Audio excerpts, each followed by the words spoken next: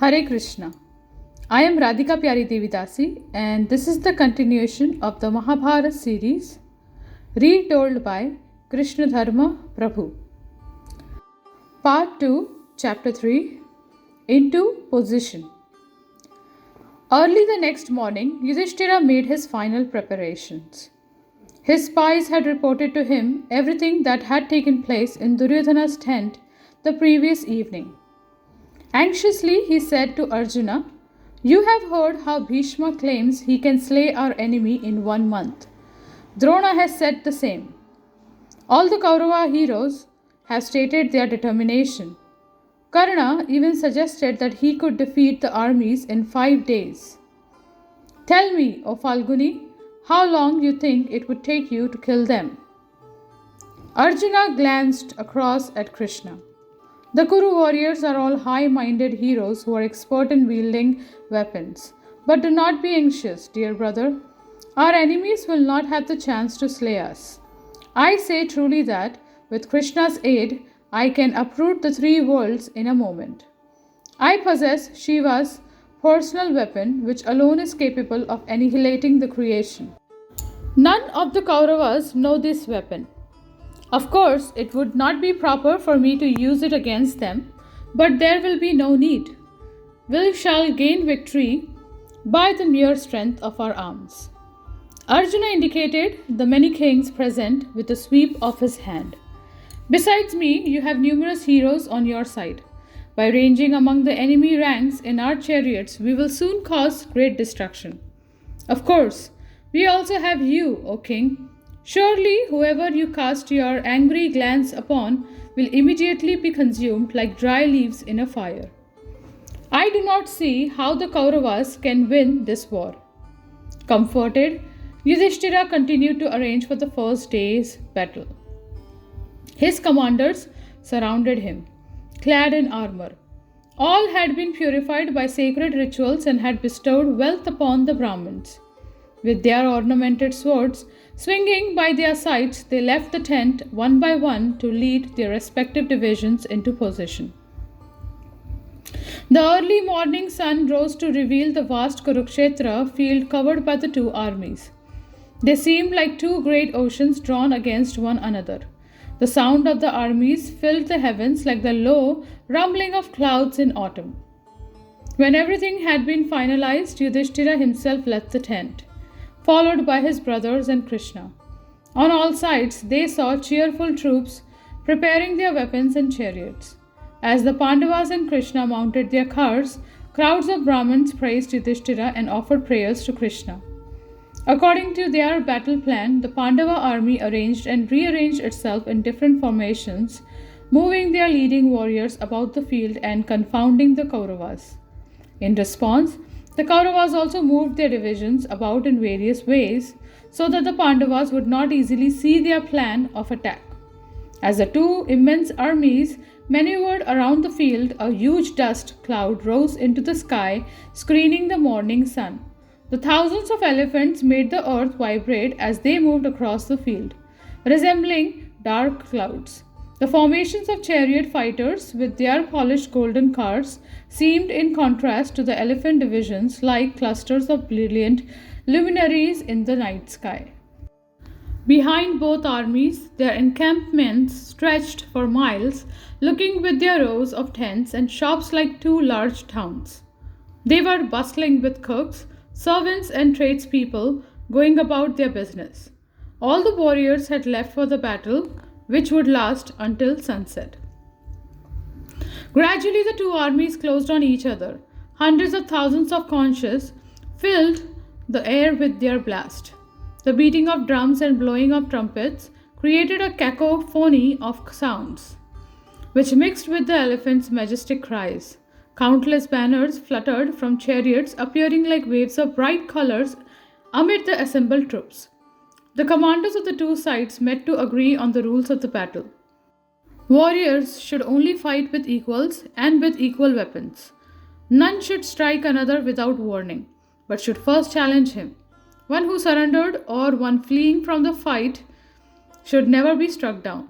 The many servants on the battlefield carrying weapons and other paraphernalia were not to be killed. The commander spoke for some time. When all the rules had been established, Drishtadyumna became thoughtful. Duryodhana and his henchmen had never shown much regard for righteousness. Why would they now observe rules, especially if the battle was not going their way? As Bhishma and his generals were about to leave, Drishtadyumna voiced his doubts. We will respect these stipulations, but I make one provision.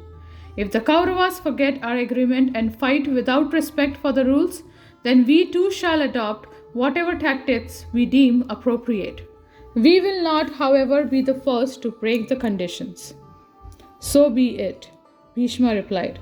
He took his leave from Drishtadyumna, and the warriors returned to their positions to prepare for the start of the battle, which would be signaled by both commanders in chief blowing their conch shell. Dhritarashtra sat anxiously in his palace. There was nothing he could do now but wait. Wanting to share his feelings with someone and missing the association of Vidura, the old king called for Sanjaya and said, Tell me, what is now happening, O Sanjaya? Have the two armies reached Kurukshetra?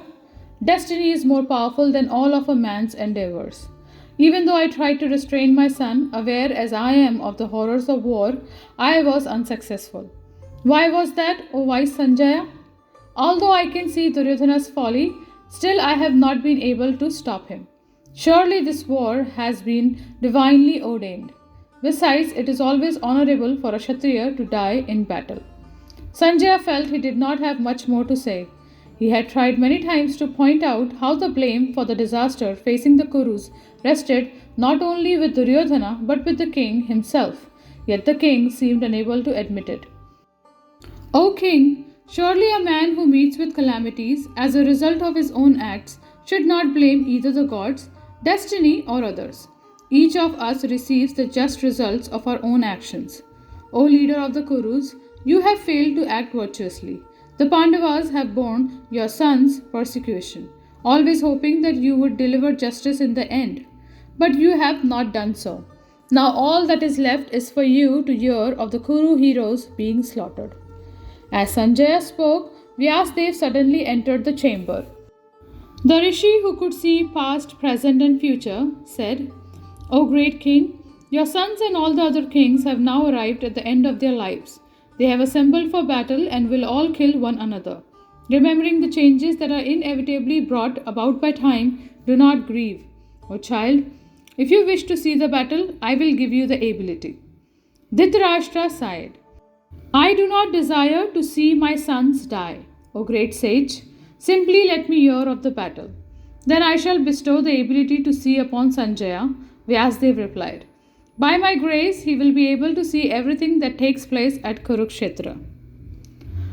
With celestial vision, he will see even things that are concealed and all that happens at night. He will feel no exhaustion for the duration of the war. As for victory, that will occur wherever there is righteousness. Regardless of who wins, however, you should know that almost all the warriors on both sides will be slain. That is what the omens say. Vyasdev described the portents, earthly and celestial, which predicted destruction. Thousands of carnivorous birds were alighting on treetops, crying in glee. Herons, uttering harsh cries, were flying towards the south. The sun was screened by tree-colored clouds at both twilights. In temples, the images of gods perspired and trembled, and sometimes dropped from their positions. All these indicates a great slaughter. Many heroic kings will sleep forever, embracing the earth as if she were a lover.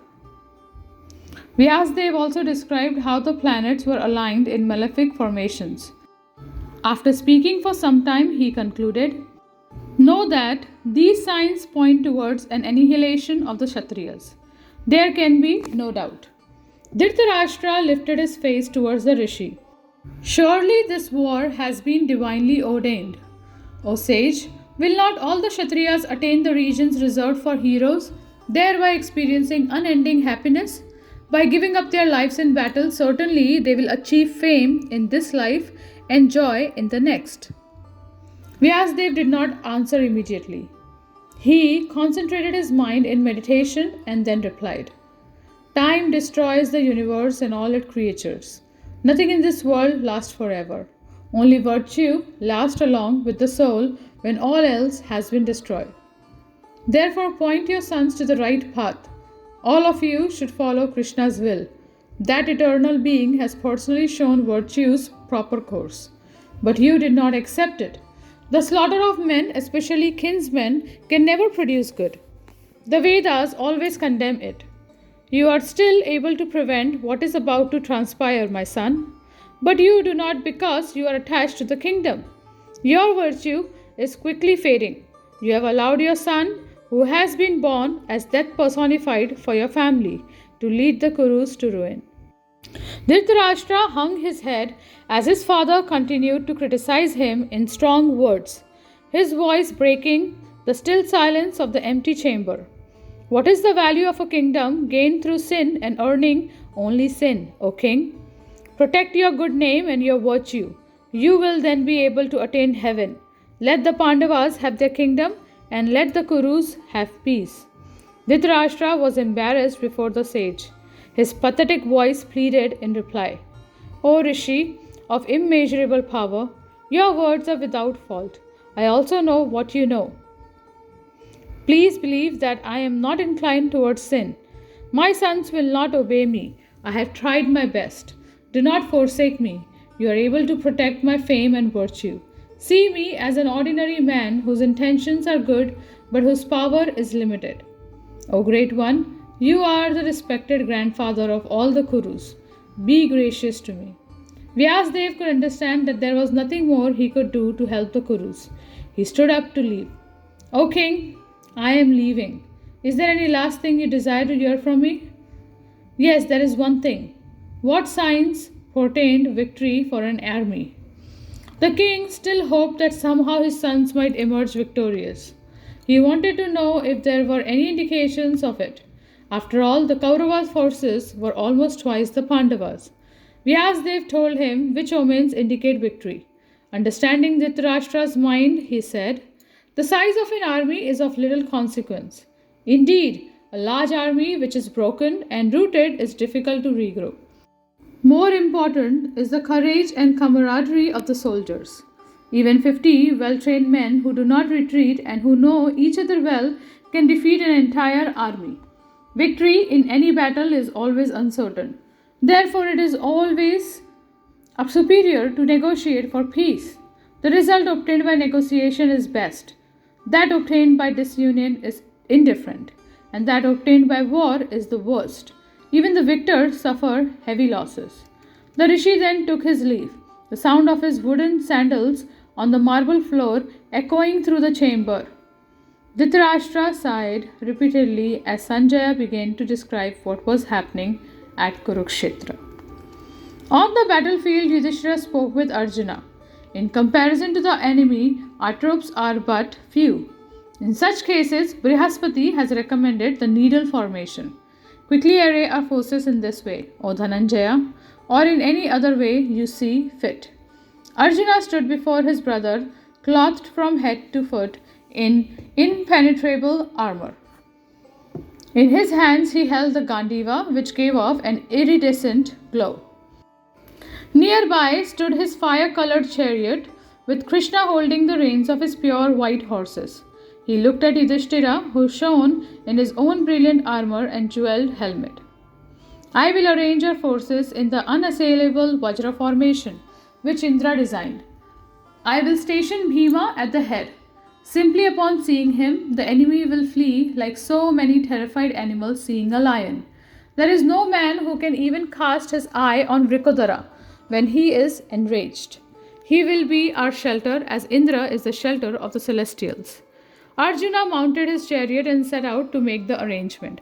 The leading chariot divisions moved quickly forward and formed themselves into a long point with Bhima, Dhishtadyumna, Nakula, Sahadeva, and Drishtaketu at its head. Hundreds of thousands of soldiers wielding swords, spears, and axes accompanied those generals. Flanked by great elephants clad in steel armor, the army thundered forward. Behind the point, they opened out into a larger group filled with horsemen and infantry. The formation was protected in the rear by Virata and his entire Akshohini of troops. Nakula and Sahadev guarded Bhima's left and right sides, while Abhimanyu and Draupadi's sons protected him from behind. Not far behind them came Shikhandi, protected by Arjuna and advancing with firm determination to kill Bhishma. Yudhishthira took up his position in the center of the army. He was protected all around by many chariot fighters, and he appeared like the sun surrounded by bright planets. The warriors' standards rose above the troops like palm trees decorated with gold and silver. Above them all was Arjuna's huge banner with Hanuman at its top shouting out his fearful battle cry. As the army advanced, Bhima bowled his mace and roared. He seemed to scorch the Kauravas by his glance. Even his own troops were afraid of him. Once the Pandava forces were arrayed, they stopped to await orders. The two commanders had yet to blow their conches before the fighting could begin. The Pandavas looked towards the eastern side of the battlefield, where the immense Kaurava army spread out across the entire horizon as far as eye could see. A strong wind began to blow, carrying sharp stones and pebbles, and the sky thundered, although no clouds were visible. Meteors fell and the earth trembled. A thick cloud of dust rose and obscured the sun. Seeing the Pandavas' Vajra formation, Bhishma arrayed the Kauravas' troops in a counter formation. With his white headdress, white banner, white bow, and a white umbrella over his head, he looked like a white mountain. Duryodhana rode in the midst of the army, riding an elephant the color of a blue lotus. Above his seat, a large white umbrella sheltered him. His great mace rested on his chariot, and his bow was by his side. He was eulogized by bards and singers, and was protected by hundreds of thousands of troops. All of Dhritarashtra's sons were in the division under Bhishma's command and personal protection. Countless kings and princes from every part of the globe, surrounded by their armies, advanced towards the Pandavas. Behind all the troops came Drona, riding on a golden chariot yoked with red horses. Gazing across at the Kaurava army with Bhishma at their head, Yudhishthira again became apprehensive. He turned to Arjuna. O mighty armed hero, it seems to me that Bhishma has arranged his troops in an impenetrable formation. Nor do I see any possibility of overpowering the grandfather. He has limitless strength and unfading glory. Who can approach him in battle? How can victory be ours? Yudhishthira appeared disconsolate and dejected. Arjuna offered words of encouragement. Listen, O king, as I tell you how only a few men can overpower a vast army. Brihaspati explained this in days of yore when the celestials fought the demons. Those who desire victory do not conquer by prowess, but by truth, compassion, piety, and virtue. Fight with assurance, dear brother, for victory is always where righteousness is found. Yudhishthira still seemed doubtful. Was his cause even righteous? It seemed to him that his desire for the kingdom was at the root of this war. Arjuna, sensing his misgivings, continued, We have Krishna on our side. He is righteousness and truth personified. Narada said that victory is certain to go to Krishna and whomever is on his side. Indeed, it is one of the Lord's eternal attributes. His might is infinite. He is the original person beyond and above this mundane world with all its politics and suffering.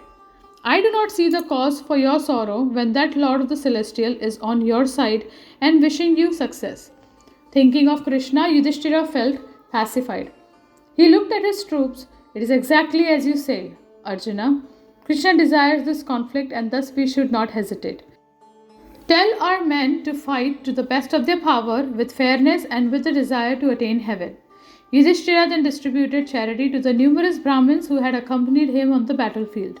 He was surrounded by rishis who walked around him chanting hymns in his praise and invoking auspiciousness for the battle. Having been given gold, cows, fruits, flowers, and cloth, they left the field uttering prayers and Vedic mantras. Arjuna's chariot moved to the front of the army. Krishna said, There stands that mighty hero among men, Bhishma, who has performed hundreds of sacrifices, who scorches his foes in battle, and who will soon attack our troops like a lion. Innumerable troops protect him as clouds cover the sun. Make him your target, Arjuna, for none other can face him. Krishna told Arjuna to offer a prayer to the goddess Durga so that she would empower him. Arjuna alighted from his chariot and knelt down with folded palms. With his face to the east, he chanted hymns from the Vedas to supplicate the powerful goddess of the material energy. As he prayed, the goddess appeared above him in the sky. O son of Pandu, you will surely attain victory. You have the invincible Narayan to help you. No foe can defeat you, not even the mighty Indra.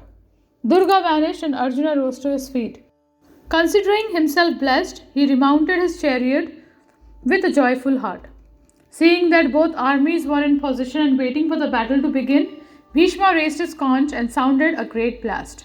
At once, the sounds of the hundreds of other conches reverberated around the battlefield as all the leading warriors joined with him. Drums, bugles, trumpets, and horns were all suddenly sounded, creating a tumult. Arjuna and Krishna took out their conch shells. They blew long and mighty blasts that resounded across the battlefield.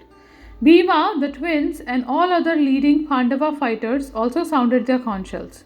Hearing the celestial sound, the Kauravas felt their hearts quake, but Bhishma was cheered. His eyes flooded with tears as he recognized the sound of Krishna's transcendental conch. Here was the eternal Lord of all the worlds prepared to protect his devoted servants by personally coming into battle with them. Bhishma gazed across at Arjuna's chariot. It was a cruel destiny that had brought him into opposition with Krishna and the Pandavas. Surely, duty was all powerful. Thus ends the third chapter of the second part of the Mahabharata series, Into Position. Thank you very much. Hare Krishna.